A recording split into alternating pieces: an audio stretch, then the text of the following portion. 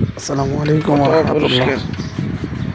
দেখুন, সোলারের প্যানেলের অবস্থা খুব খারাপ। কেউ গাছের নিচে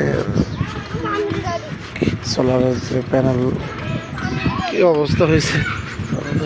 সেটার জন্য কেউ গাছের নিচে না দিয়ে গাছের নিচে দিলে এরকম অবস্থা খারাপ হয়ে যাবে।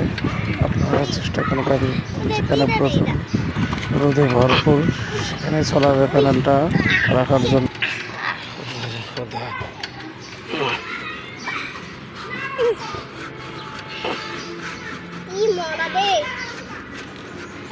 পারবা না ঘষতে?